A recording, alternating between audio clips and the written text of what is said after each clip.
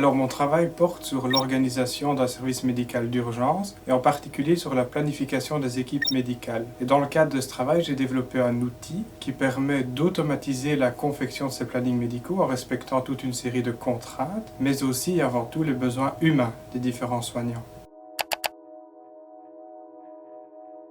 Alors quelque chose qui m'a véritablement étonné lors de la réalisation de ce travail, c'est de réaliser à quel point la confection des horaires, et en particulier les horaires médicaux dans le domaine des urgences, est un procédé fastidieux, complexe et extrêmement chronophage. J'ai très vite réalisé qu'il fallait plusieurs dizaines d'heures de travail à une personne aguerrie afin de proposer un horaire tout à fait correct. Et alors, confronté à cette complexité de très près, j'ai tout de suite pensé à l'intérêt que pourrait apporter un outil automatisé dans ce contexte.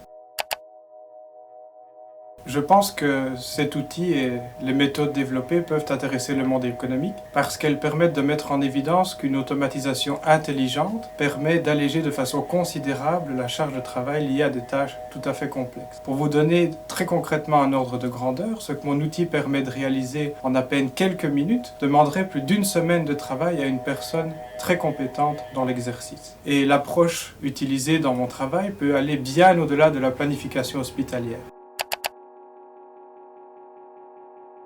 Alors mon parcours universitaire n'est pas encore tout à fait terminé, mais ce que je retiens des dernières années qui viennent de s'écouler, c'est que j'ai eu l'immense privilège d'apprendre énormément de choses d'un point de vue scientifique, d'un point de vue académique, mais aussi avant tout sur moi-même. J'ai pu apprendre mes limites, apprendre à me connaître, à me faire confiance, à développer un certain sens de la persévérance, aller au bout de mes idées et de mes projets. Et aujourd'hui, j'ai finalement trouvé ma place dans mes études de médecine.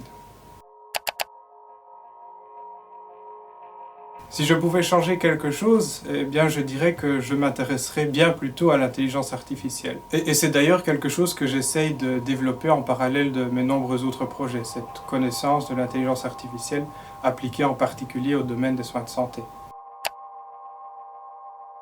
Alors aujourd'hui, je suis en deuxième année de bachelier en médecine à l'Université de Liège, où je poursuis tous les jours avec beaucoup de passion et d'intérêt mon apprentissage médical.